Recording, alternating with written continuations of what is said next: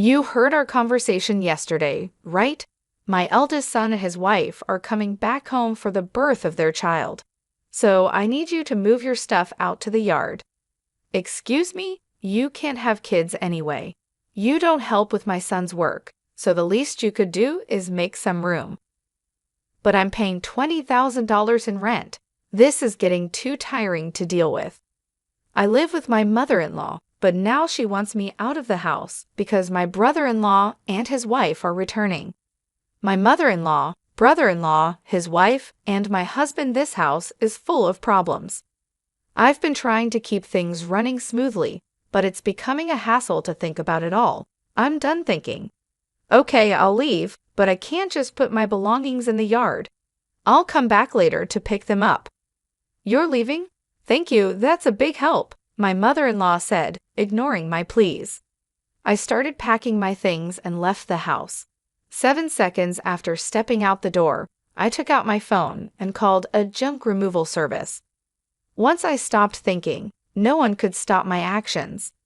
I'm Rachel, a 43-year-old consultant. My husband, Eric, is also 43 and runs 4 restaurants. We're both 43, and people often assume we've been married a long time and have a kid or two, but we're actually newlyweds. We both lived as workaholics and didn't marry until this age. I had given up on marriage just before turning 43, but a random visit to a bar after work changed my mind. Is this your first time here? He asked. Yes, that's right. I had been curious about it for a while, but it was hard for me to go in alone because the place is so stylish. But I worked hard today, so I decided to go in as a reward to myself. I was relieved to find a counter where it was easy for a loner to spend time. We have many women who come alone, so feel free to visit anytime. My husband Eric chatted with me with a smile. I sat at the end of the bar. I knew he was just trying to attract a new customer, but for someone like me who had no friends to eat with at this age, even this kind of service felt nice. Feeling comfortable in Eric's restaurant, I started visiting often.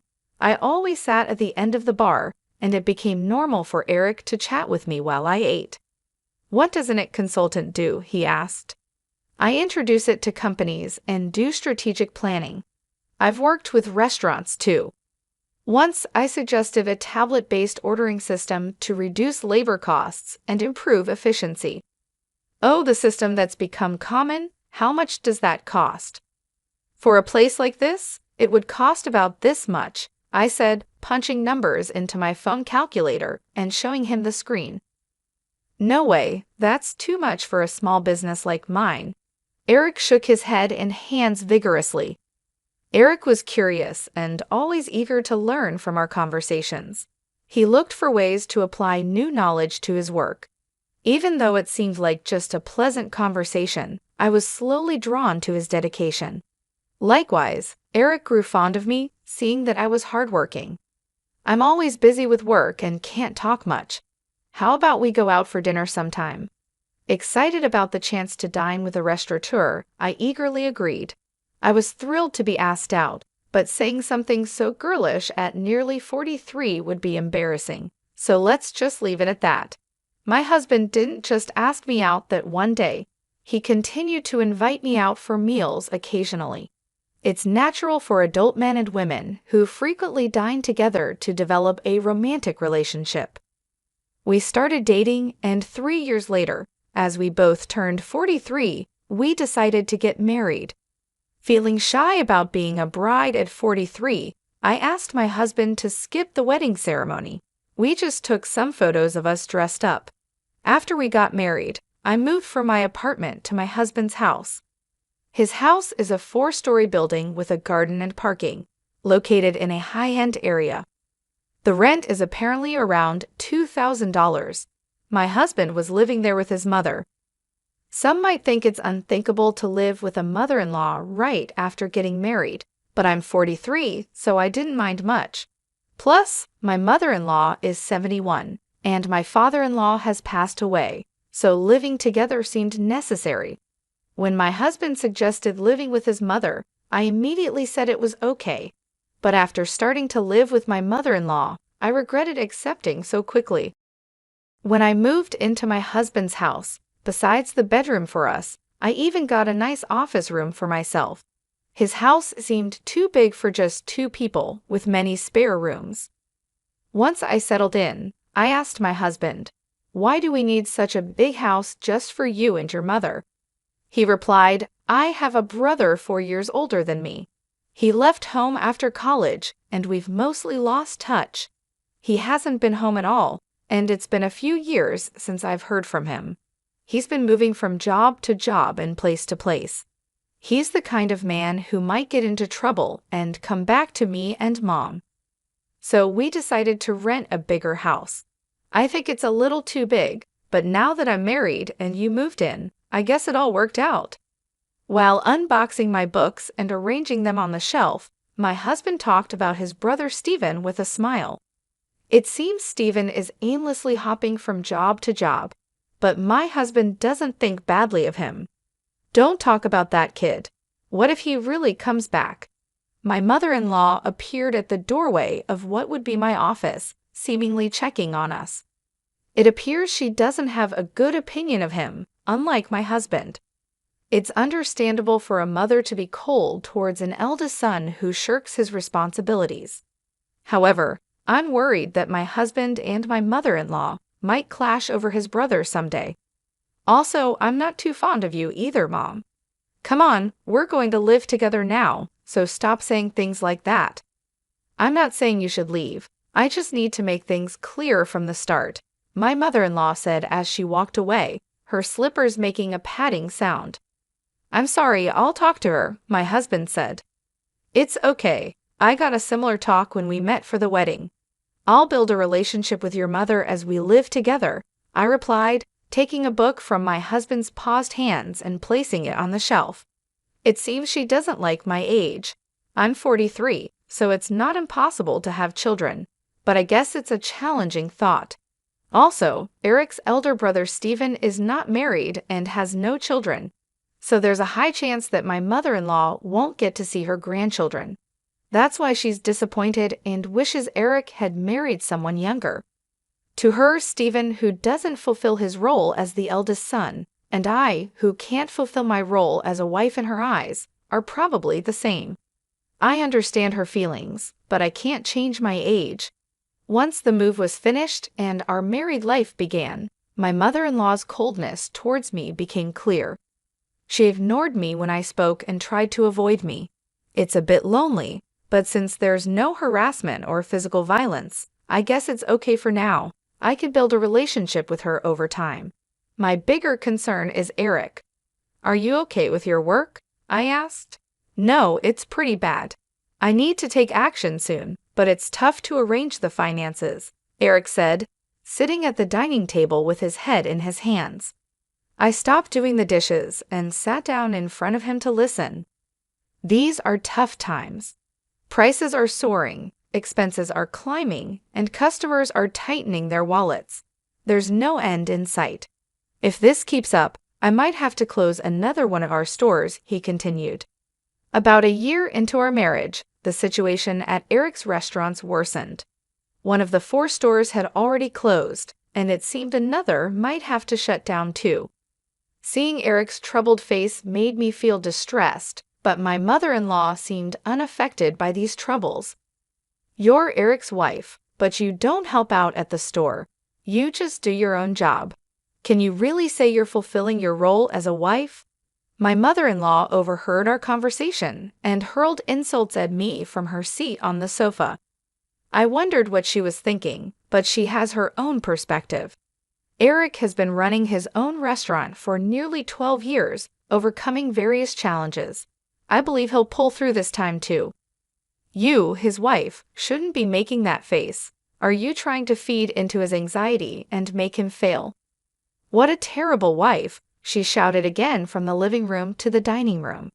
Her words were filled with spite and venom. I knew she wasn't just trying to fire me up, but she wasn't entirely wrong. I took her words positively and decided to support Eric to the fullest, smiling reassuringly at my anxious husband. A year later, just as she said, Eric managed to turn the situation around and avoided closing the second store. See, I told you. A stupid wife who can't even trust her husband. Don't drag Eric down, she said. As a side effect, my mother-in-law, who had previously ignored me, started lashing out at me without reservation. The relationship with her might seem to have worsened, but since Eric's business is doing well, I'll consider it a break-even situation. I thought things were balancing out, but it turned out worse for me. Eric, having stabilized the business and with a bit more money, seemed to get carried away, and I heard rumors about his affair. What is he thinking? If there's extra money, there are surely better ways to spend it. Also, it's strange how bad situations tend to pile up. Having seen Eric's business revenue drop, I know this all too well, but I never thought it would happen to me. Eric, Stephen called. His girlfriend is pregnant. That's great news. She's a 33-year-old who worked at the same bar as Eric. They asked something. What? You're being so formal all of a sudden. Stephen is a freelancer, and so is his pregnant girlfriend. With a baby on the way, they're struggling. They asked if they could move into this house and if they could work at your restaurant. I was thinking about how to confront Eric about the affair when my mother-in-law came into the living room and started talking to him. The conversation was about Stephen, whom I've never met, and I was completely left out as they continued talking. It was a strange scene. She used to dislike Stephen for not fulfilling his role as the eldest son, yet now she was asking Eric to welcome him. The reason was simple: the grandchild. She had given up hope of seeing a grandchild, but now saw an opportunity and completely changed her stance. She was even planning to offer them a home and jobs. Eric, who never thought badly of Stephen, had rented this big house for such a time, but the situation has changed, and now I'm here. Isn't it odd to have Stephen and his family move in? I looked at Eric in the living room from the dining area. He was looking back at me with a clearly troubled expression. Come on, it's a good thing. Stephen is in trouble, and you, Eric, have the means to help him. Ah, okay, I got it. Eric sighed, unable to say no to his mother. I had hoped he would stand up to her, but it seems it was just wishful thinking. He kept glancing at me, probably worried about my reaction. The worsening relationship with my mother-in-law, Eric's affair, now living with Stephen and his family, the problems just keep piling up. Overwhelmed and not knowing where to start, I decided to abandon thinking for today and just go to sleep. The next day was a holiday, and probably due to extreme mental fatigue. I slept in until late morning. Eric was at work, so it was just my mother-in-law and me at home. Dreading what she might say about my sleeping in, I reluctantly headed to the living room. You sure slept in. Must be nice to have such leisure, she said. Bracing myself for her usual nagging about not fulfilling my duties as a wife, I tensed up, ready for her words.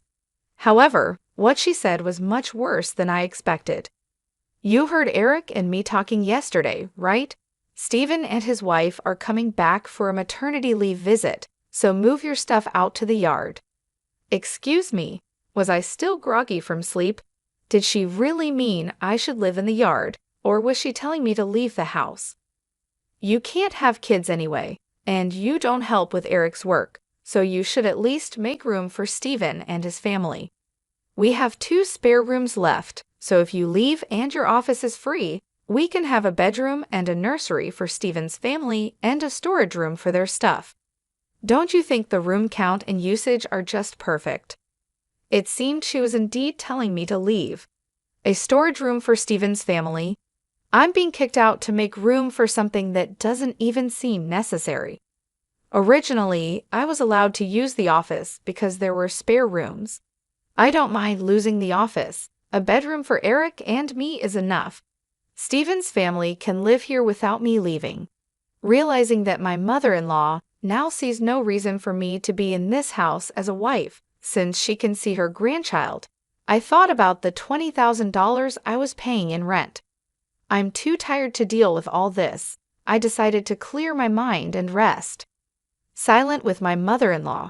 The only sound in the living room was the ticking of the clock. Okay, time to leave. After resting my mind, I decided it was too much trouble to worry about what happens to Eric, my mother-in-law, Stephen's family, and their future. I chose to leave the house. Understood. I'll leave. I can't put all my belongings in the yard, so I'll come back later to pick them up. You're leaving? Thank you, that helps, my mother-in-law said, pleased. Ignoring her, I started packing my things and left the house. 7 seconds after stepping out the door, I took out my phone and called a junk removal service. My decision made after stopping my overthinking couldn't be stopped by anyone.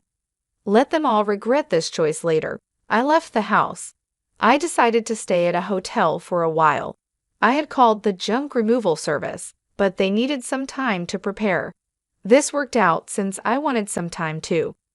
3 weeks after leaving, I rented an apartment and started living alone. I haven't heard from Eric since then. He probably thinks I'll come back eventually. The thought of Eric taking the current situation lightly infuriates me. However, today is the day after his restaurant's day off. I expect a call from Eric when he visits the restaurant for lunch prep. Hey, what's going on here? The restaurant is completely empty, just as I thought, Eric called. I could explain over the phone, but it would be more efficient if your mom was there too. I'm heading to the house now. Can you come back? You can't open the restaurant anyway, right? I couldn't help but laugh before hanging up, amused by Eric's reaction. He must be quite shocked. Still chuckling, I started getting ready to leave. When I arrived at the house, my mother-in-law started yelling at me. What on earth is this? The restaurant's fridge, cooking equipment, tables, all the important stuff is gone. You did this, didn't you? Do you think you can get away with this for free? It seems Eric had explained half of the situation. There was an unfamiliar couple in the living room, apparently Stephen and his wife. They looked confused and anxious, not fully grasping the situation and my mother-in-law's extreme anger. Why would you do such a thing? The restaurant can't operate now, my mother-in-law screamed. It's my restaurant, so there shouldn't be a problem with me starting the closing process or having the items I bought disposed of by a junk removal service, right? I replied. Huh? Your restaurant? What are you talking about? My mother-in-law asked. Why don't you explain, Eric? You haven't told your mom, have you? You remember that I still have the main restaurant and the second branch, and the second one was in a financial crisis, right? Yes, of course. You worked hard to turn it around, changing the tables, chairs, signboard, the restaurant's atmosphere, bringing in new cooking equipment, expanding the menu, and replacing the fridge and freezer to accommodate the new menu, right? Well, about that, Rachel actually paid for those expenses. What? What do you mean? Hearing Eric's words, my mother-in-law looked perplexed. She seemed to be trying hard to understand, but probably lacked the full information to grasp everything. Eric continued looking uncomfortable, like he was holding back from saying more, but it was clear this was going nowhere. I decided to explain everything. Before turning 43, I was single and working in it consulting. We didn't have a wedding ceremony, nor did we buy a new house after getting married, so I had saved up quite a bit of money. I lent Eric $400,000 to help turn around his struggling second restaurant branch.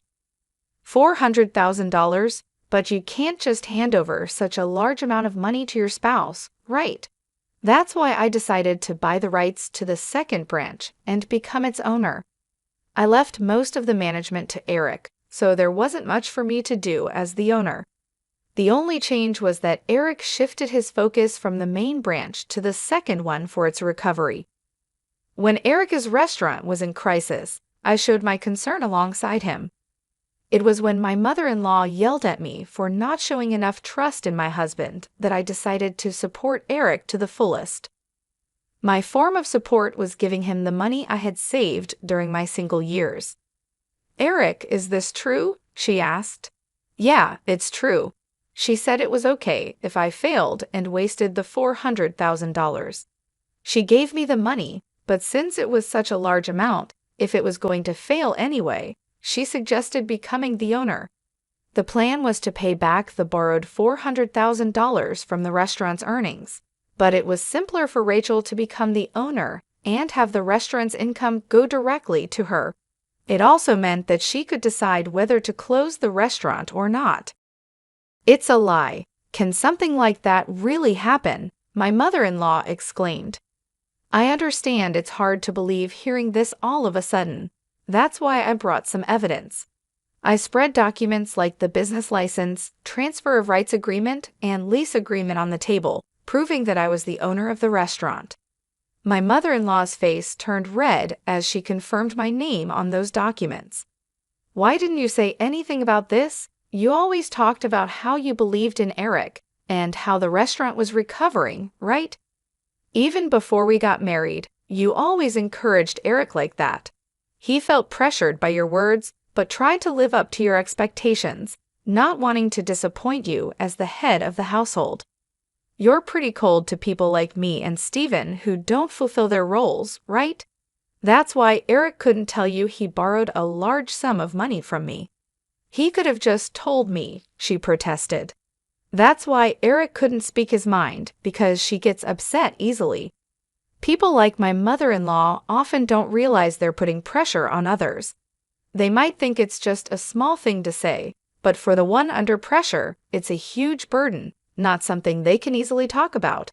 And even if they did speak up, she would likely be disappointed and start complaining. It was essential not to let Eric's spirit break under her constant jabs, especially when the restaurant was finally turning around. That's why I kept quiet too. But I really wished she had refused when Steven and his family were coming back. Probably Eric thought it was work-related and agreed without thinking much. Mom, Rachel, I'm sorry. This situation is my fault for not being decisive enough. If I had managed the restaurant well from the start, Rachel wouldn't have had to lend her money. And if I wasn't so weak, I could have told you the truth. If Rachel decides to close the restaurant, then that's it. But what about the part-time workers? My mother-in-law asked. Don't worry. In the past 3 weeks, I've already informed everyone about closing the restaurant, and they all understood. For those interested, I've arranged part-time work at other restaurants through my IT consulting contacts. That's a relief. That was my only concern. So everyone was in on this? Rachel showing me an empty restaurant as a surprise, and everyone keeping the closure from me? Eric, I'm sorry too. I've been pressuring you. And Rachel, I'm sorry for everything up to now. I won't tell you to leave again. My mother-in-law apologized, and it seemed as if everything was resolving nicely. But that's a misunderstanding. I'm far from being satisfied, and the discussion is far from over. Let's settle this matter next. What's this? Divorce papers. When I placed the divorce papers on the table, Eric picked them up in shock. What does this mean? Why a divorce? This is supposed to be a reconciliation, right? Don't just assume we've reconciled. You might think it's a secret, but I know about your affair with the part-timer. All the part-time workers knew about it too. That's just a rumor. You can't say things like that without proof. I displayed an image on my smartphone that a part-time worker had sent me and placed it on the table amidst the scattered documents. This is a photo of you entering a hotel. It was taken by one of the part-timers. If you leave the restaurant together and walk towards the nearby hotel district, anyone can take such evidence, not just the police or detectives. Did getting the second branch back on track give you too much confidence? You really got carried away as the owner of the restaurant. I couldn't do much in the day-to-day operations, but I still visited the restaurant from time to time. That's when the part-time workers told me about Eric's affair and asked for my help. When I promised to handle it, they provided incredible support. They sent me proof and even kept the closure of the restaurant a secret from him. Wait a minute, closing the second branch in a divorce? What's going to happen to the rent for this place? Eric asked. The rent for this place? What do you mean? My mother-in-law asked. I haven't mentioned that yet. I've been paying the entire rent of $20,000 a month for this house, I said. Is that also true? She asked Eric. It's true. When the restaurant's revenue started falling, Rachel started paying half of it. But as revenue continued to drop, the amount she had to cover increased. Eventually, she ended up paying it all. $20,000 a month is the same as my salary, so I paid all the rent, and Eric covered other living expenses like food and utilities. So if Eric gets divorced and only has the main restaurant left, obviously living here won't be an option anymore. Eric and my mother-in-law seemed deflated after hearing my words. They slumped as if they had exhausted themselves in a boxing match. Stephen and his wife, now somewhat understanding the situation, hesitantly joined the conversation. What does that mean? We came back here and can't live here? Stephen asked. Wait, Stephen, this is different from what we heard. We thought everything would be fine once we got back home, his wife said. Sorry, Stephen. Right now, I don't have the means to help you with a restaurant or a house. Come on, do something. We're having a baby. At least give me a job. We have enough part-timers. In fact, we need to cut down on staff costs. Eric will work hard, so just wait a bit longer. That's what I'm talking about. Stop saying things like that. Hey, what about my house and job now? Stephen shouted. Eric, my mother-in-law, and Stephen started arguing about their future lives. Stephen's wife, whose name I still didn't know, looked uncomfortably out of place. I had delivered the news about the restaurant's closure and the divorce, so my business here was done. I was tired of constantly trying to smooth things over with Eric and his family, and I refused to live with Stephen and his wife. I didn't care what happened to this house next. They could discuss it amongst themselves. I left the house amidst their shouting. After that, having evidence of the affair, I was able to divorce Eric smoothly. I could have demanded alimony for the affair, but I had a job and didn't need the money. I wanted as little to do with my ex-husband and his family as possible, so I didn't ask for any compensation after our divorce. My ex-husband, Eric, couldn't afford the rent and had to leave the house with his whole family. Financially and emotionally strained, Eric, who had been taking care of his mother, argued that it was actually Stephen's responsibility as the eldest son. But Stephen, who came back without any money, couldn't take care of her. This led to an ugly fight between the brothers about who should take care of their mother. In the end, with no income, Eric had to take her in, but this fight ruined the relationship between the brothers. As a result, Stephen and his wife disappeared again, cutting off all contact. Witnessing the brothers' dispute over her, the mother-child relationship also deteriorated. Now, Eric and his mother are living together reluctantly in a smaller apartment. It's not as spacious as the previous house, and they have to see each other all the time, but they hardly talk, creating an awkward atmosphere in the house. My actions, prompted by thinking ahead, resulted in the breakdown of a family relationship. After the divorce, I first dealt with closing down the restaurant. It was a bit of a hassle, but as the owner, it was my responsibility.